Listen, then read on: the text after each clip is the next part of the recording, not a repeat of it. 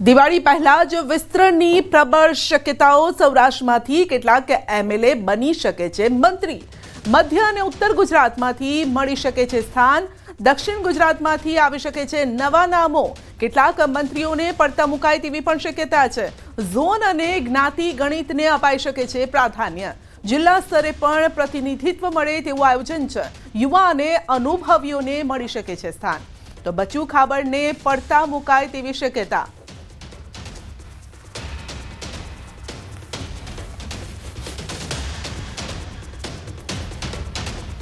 તો અંગે જ વધુ અપડેટ મેળવીશું। સહયોગી ગીતા આપણી સાથે જોડાઈ ગયા છે। જે ગીતા, દિવાળી પહેલા વિસ્તરણની પ્રબળ શક્યતાઓ છે। ઝોન વાઇઝ આપણે વાત કરીએ તો કઈ રીતે અલગ અલગ નામો સામે આવી રહ્યા છે, કોને મળી શકે છે, કોણ ઇન થઈ શકે છે, કોણ આઉટ થઈ શકે છે। સૌપ્રથમ વાત આપણે ઝોન વાઇઝ કરીએ તો સૌરાષ્ટ્રની કરીશું। જી સંધ્યા, સૌરાષ્ટ્રમાં જયેશ રાદડિયા હતા અને સૌરાષ્ટ્ર પર જો પકડની વાત હોય તો જયેશ રાદડિયા તેમના પિતાજીના કારણે ઘણી મજબૂત પકડ ધરાવે છે સૌરાષ્ટ્રમાં। એટલે સૌરાષ્ટ્ર અને જેતપુરથી તેઓ ધારાસભ્ય છે। સૌરાષ્ટ્ર ઝોનની વાત કરીએ અને મંત્રીમંડળમાં સ્થાનની વાત કરીએ તો કેબિનેટ અને અગાઉ પણ તેઓ મંત્રી રૂપાણીના મંત્રીમંડળમાં રહી ચૂક્યા છે અને કેબિનેટ મંત્રી તરીકે હવે જો વાત કરીએ તો તેમનો સમાવેશ થઈ શકે છે જયેશ રાદડિયાનો। તેઓ લેવા પાટીદાર છે, એટલે પાટીદાર સમીકરણ, સૌરાષ્ટ્રમાં પકડ, અનુભવી નેતા, તેમનું એક ગ્રાઉન્ડ છે તેમના પિતાજીના કારણે એક સૌથી મજબૂત મોટું નામ ઉભરીને આવે છે જે જ્ઞાતિ સમીકરણમાં પણ ફિટ બેસે છે। પછી એક એસસી સમીકરણની જો વાત કરીએ શેડ્યુલ કાસ્ટની તો ગઢડાના ધારાસભ્ય શંભુના ટુનિયાનું પણ એક નામ આવી રહ્યું છે। ધ્રાંગધ્રાના પાટીદાર અને ઉદ્યોગપતિ પ્રકાશ વર્મોરા પણ એક નામ હોઈ શકે છે। તો પાટીદાર છે, ઉદ્યોગપતિ છે, અગાઉ પણ એવું બન્યું છે કે મિનિસ્ટ્રીઓમાં ઉદ્યોગપતિઓને સ્થાન મળ્યું છે। હાલ જો અત્યારે મંત્રીમંડળની વાત કરીએ તો કનુભાઈ દેસાઈ પોતે પણ ઉદ્યોગપતિ છે, તે બેઝિકલી મોટા રાજકારણી નથી પણ ઉદ્યોગપતિ છે। એવી જ રીતે પ્રકાશ વર્મોરા પણ ઉદ્યોગપતિ તરીકે અને પાટીદાર તરીકે ધ્રાંગધ્રાના એમએલએ તરીકે સ્થાન મેળવી શકે છે મંત્રીમંડળમાં। તે સિવાય જુનાગઢના પાટીદાર જો કડવા પટેલ છે, સંજય કોરડિયા, તેઓ પણ સ્થાન મેળવી શકે છે। તેમની મજબૂત સંભાવના છે પાટીદાર અગ્રણી તરીકે અને સૌરાષ્ટ્રમાં પકડ તરીકે। બીજું એક મોટું નામ છે જીતુભાઈ વાઘાણી, જો અગાઉ ભાજપના પ્રદેશ અધ્યક્ષ પણ રહી ચૂક્યા છે ને ગત મિનિસ્ટ્રીમાં પણ તેમને મંત્રીમંડળમાં સામેલગીરીની વાત હતી પણ સંભવિત નહોતું બન્યું। પરંતુ જીતુભાઈ વાઘાણી એ જયેશ રાદડિયા પછીનું સૌથી મોટું નામ છે જેને મંત્રીમંડળમાં અને કેબિનેટ મંત્રી તરીકે સ્થાન મળી શકે છે। તેઓ ભાવનગર દક્ષિણથી છે અને લેવા પાટીદાર છે। બીજું એક નામ છે હીરાભાઈ સોલંકી। જો પરસોત્તમ સોલંકી કપાય, આ મિનિસ્ટ્રીમાં પરસોત્તમ સોલંકી છે જેઓ એક કોળી અગ્રણી છે અને ઓબીસી સમાજનું પ્રતિનિધિત્વ કરે છે। જો પરસોત્તમ સોલંકી કપાય તો તેમને સ્થાને તેમના ભાઈ હીરાભાઈ સોલંકી કે જેઓ રાજુલાથી ધારાસભ્ય છે તેને સ્થાન મળી શકે તેમ છે। બીજું એક મહત્વનું નામ છે અર્જુનભાઈ મોઢવાડિયા। કોંગ્રેસના પ્રદેશ પ્રમુખ રહી ચૂક્યા છે। તેઓએ કોંગ્રેસમાંથી ભાજપ ગમન કર્યું હતું ને ઘણા સમયથી ચર્ચા હતી કે તેમને સ્થાન મળશે, મંત્રીમંડળ વિસ્તરણ દરમિયાન સ્થાન મળશે, કારણ કે તેઓ કોંગ્રેસ છોડીને ભાજપમાં આવ્યા છે ને તેમને મોટો ઇતિહાસ રહ્યો છે કોંગ્રેસમાં, એટલે તેમનું એક નિશ્ચિત મનાય છે ઓબીસી સમાજનું પ્રતિનિધિત્વ કરે છે। આ સૌરાષ્ટ્રની વાત થઈ, પરંતુ ઉત્તર ગુજરાતમાંથી કયા ચહેરા હોઈ શકે છે? કારણ કે બીજેપી પ્રદેશ પ્રમુખ પણ ઉત્તર ગુજરાતમાંથી આવે છે, એટલે ઉત્તર ગુજરાતના એ ચહેરાઓને પણ આશા હશે કે અમારો પણ સમાવેશ થઈ શકે। જી બિલકુલ, ઉત્તર ગુજરાતથી હાલ જે વિધાનસભાના અધ્યક્ષ છે શંકર ચૌધરી, તેમનું નામ આવી રહ્યું છે કે અધ્યક્ષ પદે કદાચ કોઈ બીજાને અન્યને બેસાડાય અને નવા મંત્રીમંડળમાં શંકર ચૌધરીને સ્થાન અપાય। અગાઉની મિનિસ્ટ્રીમાં પણ તેઓ રહી ચૂક્યા છે। રૂપાણી કેબિનેટમાં તેઓ રાજ્યકક્ષાના મંત્રી હતા, એટલે એક શંકરભાઈ ચૌધરી નું પણ નામ છે। માફ કરજો, આનંદીબેનમાં તેઓ મંત્રી હતા, એટલે અને હાલ તેઓ વિધાનસભાના અધ્યક્ષ છે। તેમનું એક મોટું નામ આવી રહ્યું છે। બીજા છે રમણ વોરા, જેઓ ઈડરથી છે અને શેડ્યુલ કાસ્ટનું પ્રતિનિધિત્વ કરે છે, તેમની પણ સંભાવના છે। બીજું એક મોટું નામ છે માણસાથી કડવા પાટીદાર જેએસ પટેલ, નવું નામ છે પણ તેઓ ઉદ્યોગપતિ છે અને જો ગાંધીનગરની વાત કરીએ અને ઉત્તર ગુજરાતની વાત કરીએ તો જયેશ પટેલની સંભાવના પ્રબળ મનાય છે. હિંમતનગરથી બીડી ઝાલા જેઓ ક્ષત્રિય સમાજનું પ્રતિનિધિત્વ કરે છે તેમની સંભાવના મનાય છે. વાવથી સ્વરૂપજી ઠાકોર ઓબીસી સમાજનું પ્રતિનિધિત્વ કરે છે તેમને પણ સ્થાન મળવાની સંભાવના છે. અલ્પેશ ઠાકોર જેઓ ગાંધીનગર ઉત્તરથી છે અને ઓબીસી સમાજનું પ્રતિનિધિત્વ કરે છે તેમની પણ સંભાવના છે મંત્રીમંડળના સ્થાનની. વિજાપુરથી સીજે ચાવડા કે જેઓ કોંગ્રેસમાંથી ભાજપમાં આવ્યા છે, ઓબીસી સમાજનું પ્રતિનિધિત્વ કરે છે. જો તો સીજે ચાવડાને સ્થાન મળી શકે તેમ છે, પણ જો બળવંતસિંહને કન્ટિન્યુ કરે તો સીજે ચાવડાને સ્થાન મળી શકે તેમ નથી. એટલે ઉત્તર ગુજરાતથી આટલા નામો છે. જી, હવે મધ્ય ગુજરાતની વાત કરીએ તો મધ્ય ગુજરાતના એ કયા ચહેરા હોઈ શકે? કારણ કે સીએમ પણ મધ્ય ગુજરાતમાંથી ચૂંટણી લડીને જીતેલા છે અને પ્રદેશ પ્રમુખ પણ આમ જોઈએ ભલે ઉત્તર ગુજરાતના હોય પરંતુ મધ્ય ગુજરાત એટલે અમદાવાદમાંથી જ તેઓ ચૂંટણી લડીને જીત્યા છે. તો મધ્ય ગુજરાતમાં એટલે અમદાવાદ, વડોદરાની આસપાસના કયા એવા વિસ્તારોમાંથી કયા ચહેરા? જી, એક સૌથી મોટું નામ ઉભરીને આવે છે અર્જુનસિંહ ચૌહાણનું.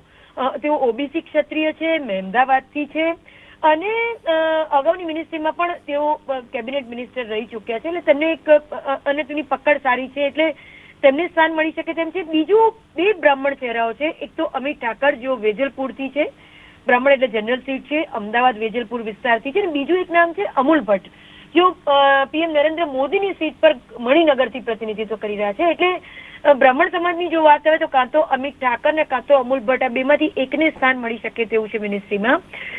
બીજું અસારવાથી વાલ્મીકી સમાજ, શેડ્યુલ કાસ્ટનું પ્રતિનિધિત્વ કરતા મહિલા પ્રતિનિધિ દર્શનાબેન વાઘેલા છે, તેને પણ સ્થાન મળી શકે તેમ છે મધ્ય ગુજરાત એટલે અમદાવાદથી. બીજા છે મોરવા હડપના નિમિષાબેન સુથાર કે જેઓ પણ અગાઉ મિનિસ્ટ્રીમાં રહી છે તેમને પણ સ્થાન મળી શકે તેવું છે. એટલે ઉત્તર ગુજરાતમાંથી નિમિષાબેન સુથાર, અર્જુનસિંહ ચૌહાણ, અમિત ઠાકર, દર્શનાબેન વાઘેલા, અમૂલ ભટ્ટ જેવા નામોનો સમાવેશ થાય છે. દક્ષિણ ગુજરાતના કયા ચહેરા હોઈ શકે? દક્ષિણ ગુજરાતમાં દર્શના દેશમુખની એક નામ સામે આવી રહ્યું છે કે જેઓ એસટી સમાજનું પ્રતિનિધિત્વ કરે છે. નર્મદાથી તેઓ છે.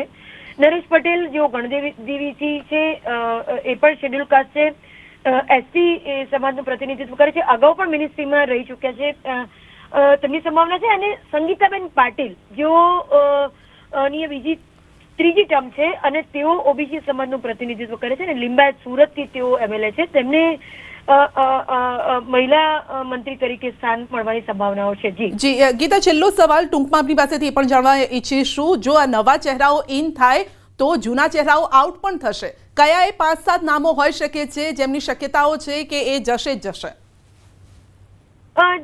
જેમાં સ્વાભાવિકપણે બચુ ખાબડનું નામ છે કે જેઓ ભ્રષ્ટાચારમાં તેમનું નામ સામેલ છે ને મંત્રીમંડળમાંથી તેમને ઓલમોસ્ટ પડતા મુકાશે. બીજું નામ ભીખુસિંહ પરમારનું છે, તેમને પણ પડતા મુકાવાની સંભાવના છે. અન્ય નામોમાં ભ્રષ્ટાચાર ન કહી શકાય પરંતુ ઉંમર, તબિયત જેવા કારણોને લઈને રાઘવજી પટેલ છે, તેમને પડતા મૂકી શકાય તેમ છે. તે સાથે જો કોંગ્રેસમાંથી વધારે ચહેરા લાવવાના હોય તો પછી કોંગ્રેસમાંથી અગાઉ જે આવેલા છે તેમને બી મૂકવાની સંભાવના છે. કારણ કે નહીં તો પછી એવું લાગે કે કોંગ્રેસનું ભાજપાકરણ થઈ ગયું છે અને આખા મંત્રીમંડળમાં કોંગ્રેસ જ કોંગ્રેસ છે. એટલે એવા નામો પડતા મુકાઈ શકે જેમ કે કુંવરજી હળપતિ છે કે જેઓ કોંગ્રેસમાંથી ભાજપમાં આવેલા છે અને હાલ રાજ્ય કક્ષાના મંત્રી છે. તો એટલે એવા નામો જે છે કોંગ્રેસના નવા આવશે તો કોંગ્રેસના જૂના પડતા મુકાઈ શકે. તેમાં કુંવરજી હળપતિ પરફોર્મન્સનો સવાલ નથી, પણ આપનો આભાર વિસ્તારથી આખું જે સિનેરિયો છે એ સમજાવવા બદલ. આપનો આભાર. પ્રદેશ ભાજપના નવનિયુક્ત પ્રમુખ જગદીશ વિશ્વકર્માનો કાર્યક્રમ બદલાયો છે. જગદીશ વિશ્વકર્મા હવે સીધા 5 વાગે વડોદરા એરપોર્ટ પર આવશે. મુખ્યમંત્રી ભૂપેન્દ્ર પટેલ પણ સાથે જોડાશે. એરપોર્ટથી 2000 બાઇક સાથે રેલી સ્વરૂપે કાર્યક્રમ સ્થળે જશે આ બંને મહાનુભાવો. કારેલી બાગ અંબાલાલ પાર્ક મેદાન ખાતે અભિવાદન સમારોહ યોજાયો છે. વધુ અપડેટ મેળવીશું હાર્દિક પાસેથી. જે હાર્દિક, અભિવાદન સમારોહ યોજાઈ રહ્યો છે, કાર્યક્રમ કયા પ્રકારનો રહેવાનો છે? બિલકુલ, જો કાર્યક્રમની આપણે વાત કરીએ તો સૌથી પહેલા જ્યારે ભાજપ દ્વારા કાર્યક્રમ જાહેર કરાયો હતો ત્યારે સમય જે છે તે સાંજે 4:30 કલાકનો હતો અને લોકેશન જે છે તે એક્સપ્રેસ હાઈવે ટોલ ટેક્સ જે છે ત્યાંનું રાખવામાં આવ્યું હતું. ત્યારબાદ 4:45 વાગ્યાની આસપાસ સ્વાગત કાર્યક્રમ જે છે તે ગોલ્ડન ચોકડી ખાતે રાખવામાં આવ્યો હતો અને 5 વાગ્યાનો જે કાર્યક્રમ છે તે એરપોર્ટ મેઇન ગેટ છે ત્યાં આખો સ્વાગતનો કાર્યક્રમ જે છે તે રાખવામાં આવ્યો હતો. ત્યારે અત્યારે જે છે તે કાર્યક્રમમાં ફેરબદલ કરવામાં આવ્યો છે. જગદીશ વિશ્વકર્મા છે તેઓ પહેલી વાર વડોદરા આવી રહ્યા છે ત્યારે તેઓ હવે 4:30 ને બદલે સીધા 5 વાગ્યાએ વડોદરા એરપોર્ટ છે ત્યાં આવી પહોંચશે અને મુખ્યમંત્રી ભૂપેન્દ્ર પટેલ છે તેઓ ખાસ તેમની સાથે રહેવાના છે અને ત્યાંથી જે છે એક બાઇક રેલી જે છે તેનું આયોજન કરવામાં આવ્યું છે અને બંને મહાનુભાવો છે તેઓ આ રેલીનો હિસ્સો બનવાના છે અને ત્યારબાદ આ જે મહાનુભાવો છે અને બાઇક રેલી જે છે તે કારેલીબાગનું જે અંબાલાલ પાર્ક મેદાન છે તે અંબાલાલ પાર્ક મેદાન ખાતે પહોંચવાની છે અને ત્યાં એક જાહેર સભાનું આયોજન કરવામાં આવ્યું છે જ્યાં મોટી સંખ્યામાં વડોદરાવાસીઓ, ભાજપના કાર્યકર્તાઓ અને જે સાધુ સંતો છે તેઓ ખાસ ઉપસ્થિત રહેવાના છે. સંધ્યા જી, આપનો આભાર.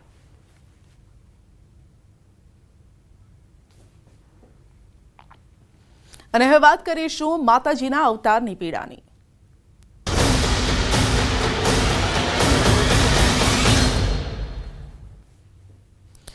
સુરતથી આઘાતજનક કિસ્સો સામે આવ્યો છે જ્યાં મોગલ માતાના ભોઈમાના નામે લોકો સાથે ધર્મના નામે છેતરપિંડી ચાલી રહી છે.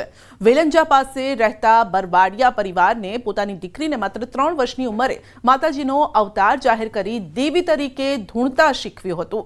તો જાનુઆઈ તરીકે પ્રખ્યાત દીકરીને ધૂણવા અને તલવાર રાસ કરવા પરાણે મજબૂર કરાતી હતી.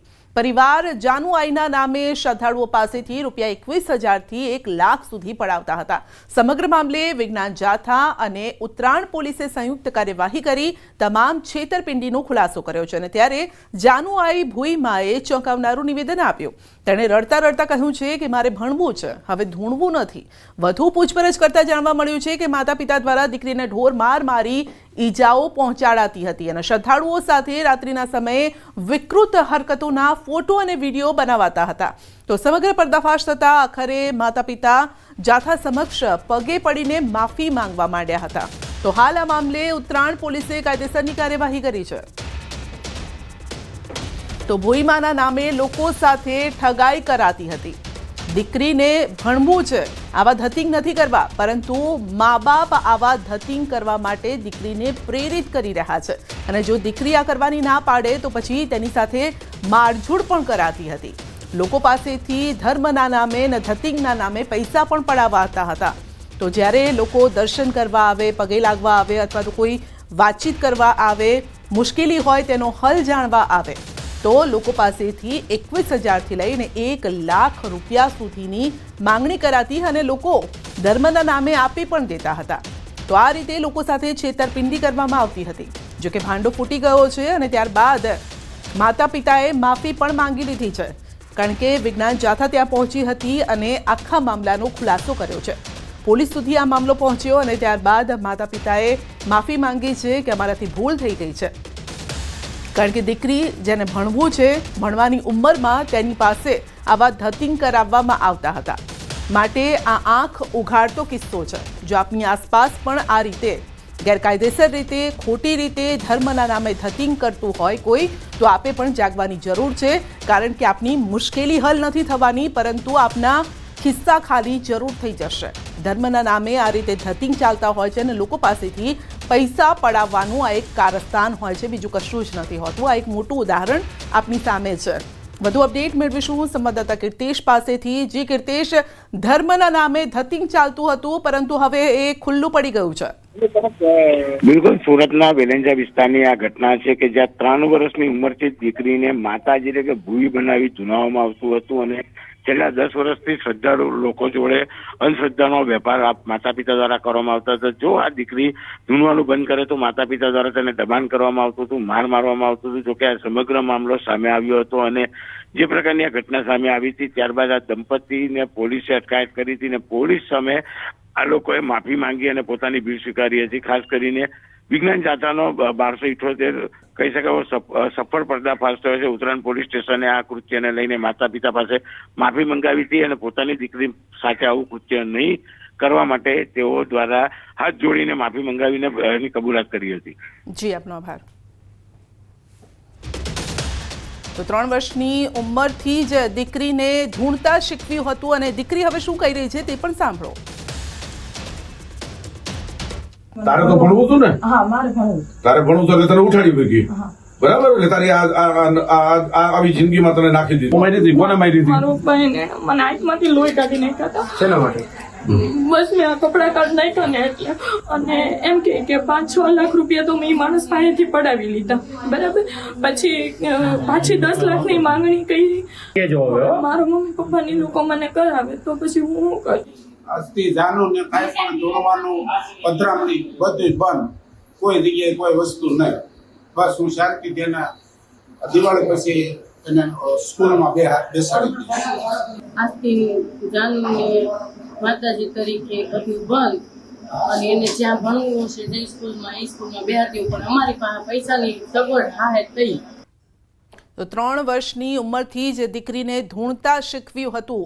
દીકરીમાં કોઈ માતાજી નથી આવતા કે કોઈ પ્રવેશ નથી કરતા, પરંતુ જાણી જોઈને આ રીતે ધૂણતા શીખવ્યું હતું. દીકરીને ભણવું હતું. તેણે કબૂલાત પણ કરી છે કે મારે ભણવું હતું, સ્કૂલે જવું હતું, પરંતુ તેના જ માતા પિતા આ રીતે તેની પાસે કામ કરાવતા હતા જેથી તેઓ પૈસા કમાઈ શકે. તો દીકરીને પૈસા કમાવાનું સાધન બનાવી દીધું. અને વિજ્ઞાન જાથાએ આ અંગે શું કહ્યું તે પણ સાંભળીએ.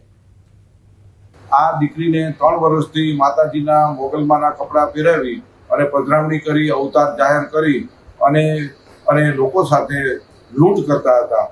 વિજ્ઞાન જાથા પાસે માહિતી આવતા, ખરાઈ કરતા, સત્ય હકીકત જણાય. અનેક લોકોને તેઓએ શોષણ કર્યું હતું. તો અનેક લોકોનું શોષણ કરવામાં આવ્યું છે, લોકો પાસે પૈસા પડાવવામાં આવ્યા છે, પરંતુ ભાંડો ફૂટી ગયો છે.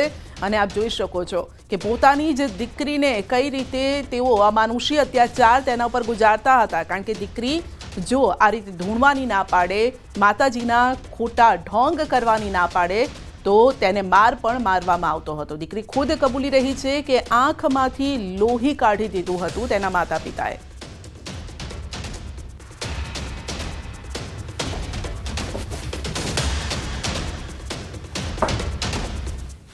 બુલેટિનમાં આગળ વધીશું નાનકડા બ્રેક બાદ.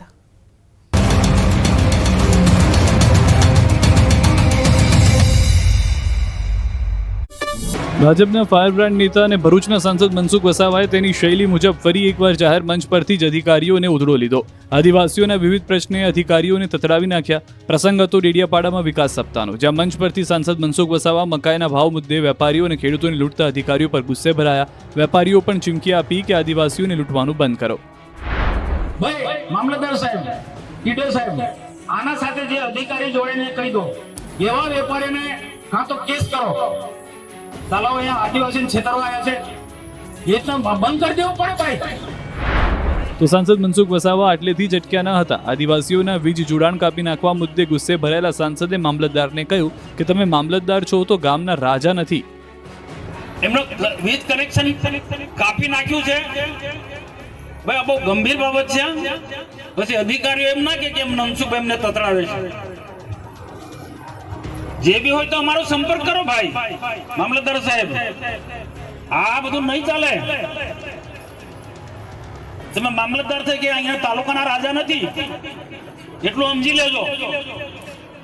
કોઈ ગરીબ લોકોને રંજાડવાનો એક કોઈ સંજોગોમાં ના ચલવી લે. મામલતદાર ટીડીઓ બાદ મનસુખ વસાવાએ કલેક્ટરનો પણ ઉધડો લીધો. પ્રોજેક્ટ્સ લાવતા પહેલા પદાધિકારીઓને વિશ્વાસમાં ન લેવાતા સાંસદે કલેક્ટરને સીધી ચેતવણી આપી કે કલેક્ટર અહીંનો રાજા નથી, અમને છંછેડવા નહીં, બાકી જોઈ લેજો પછી. કલેક્ટરને પણ કહી દો કોઈ પણ પ્રોજેક્ટ અહીંયા લાવતા પહેલા અમારી સાથે પરામર્શ કરે. કલેક્ટર કઈ એનો રાજા નથી ભાઈ. સાંસદના આક્રમક વલણથી વિકાસ સપ્તાહના કાર્યક્રમમાં ઉપસ્થિત સૌ કોઈ આશ્ચર્યચકિત થઈ ગયા હતા.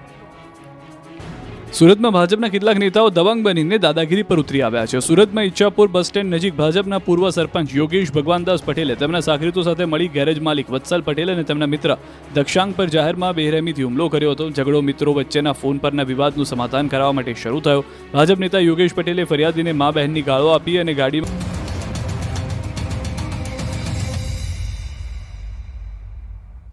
સુરેન્દ્રનગરના ચોટીલાના પૂર્વ કોંગ્રેસ ધારાસભ્ય ઋત્વિક મકવાણાની અટકાયત કરવામાં આવી છે. તેઓ બોટાદના હળદળ ખાતે ખેડૂતોના સમર્થન માટે જઈ રહ્યા હતા અને ત્યારે પોલીસે તેમને અટકાવીને નજરકેદ કર્યા છે. મકવાણાએ એક વિડીયો વાયરલ કરીને ખેડૂતોને કૃષિ મેળાનો વિરોધ કરવા માટે અપીલ કરી છે. તો હળદળ ખાતે ખેડૂતો અને પોલીસ વચ્ચે ઘર્ષણ થયું હતું.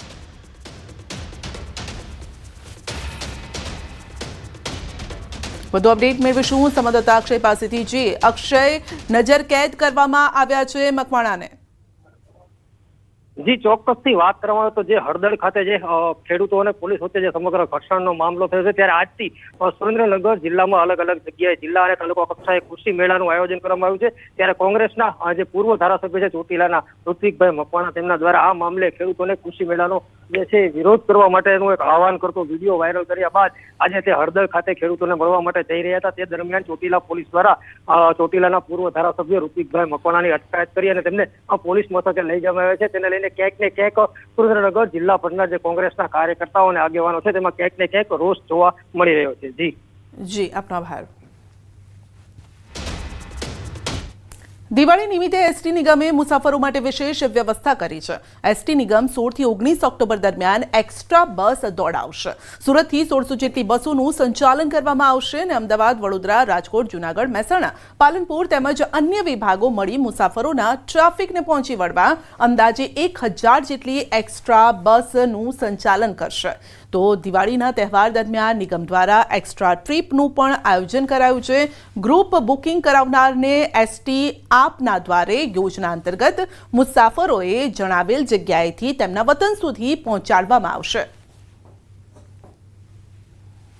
તો સુરત વિભાગ ખાતેથી સૌરાષ્ટ્ર તરફ જવા માટેના જે બસો છે તે 1600 આયોજિત થઈ છે. ગયા વખતે 1359 જેટલી બસોની ટ્રીપો થઈ હતી અને તે ઉપરાંત અમદાવાદ, વડોદરા, સુરત, રાજકોટ,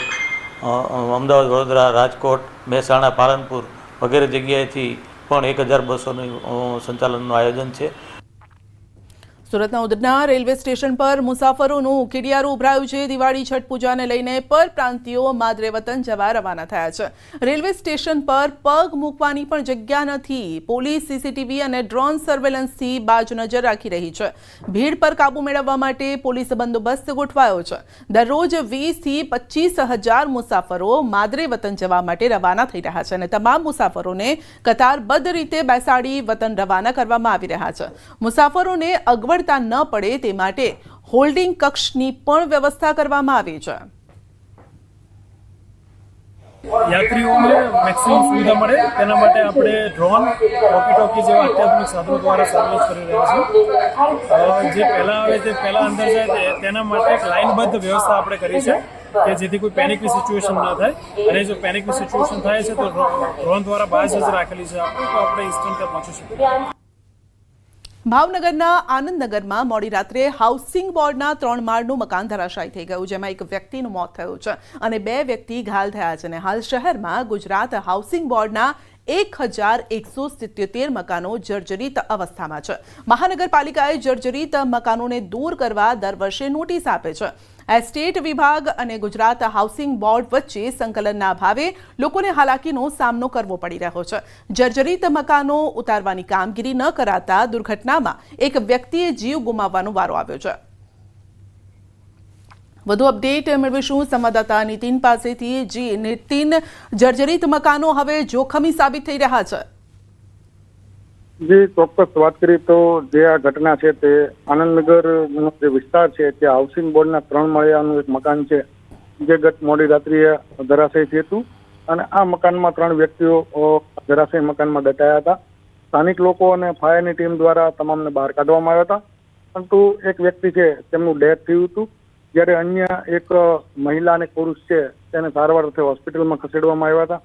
ત્યારે સમગ્ર બાબતની જો વાત કરીએ તો શહેરમાં જે હાઉસિંગ બોર્ડના જર્જરિત મકાનની જે અવસ્થાઓમાં છે તે કુલ 1177 એટલે કે કુલ 11 વસાહતોમાં 81 બ્લોક અને 81 બ્લોકમાં 1177 જે મકાનો છે તેમને નોટિસ પણ આપવામાં આવી છે કે આ મકાન છે તે રહેવા લાયક નથી, અતિ જર્જરિત છે.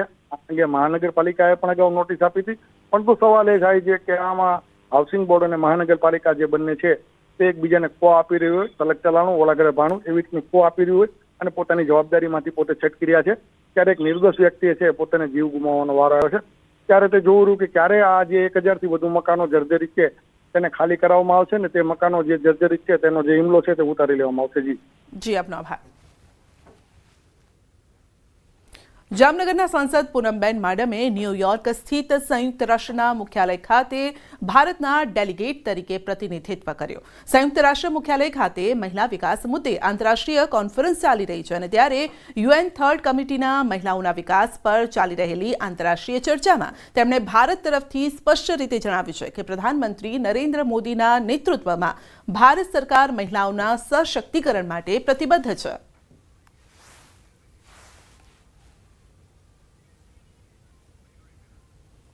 તો આંતરરાષ્ટ્રીય કોન્ફરન્સમાં તેઓએ પ્રતિભાવ આપ્યા હતા અને મહિલા સશક્તિકરણ માટે ભારત કઈ રીતે પ્રયાસો કરી રહ્યું છે તે અંગે પણ તેઓએ વાતચીત કરી હતી.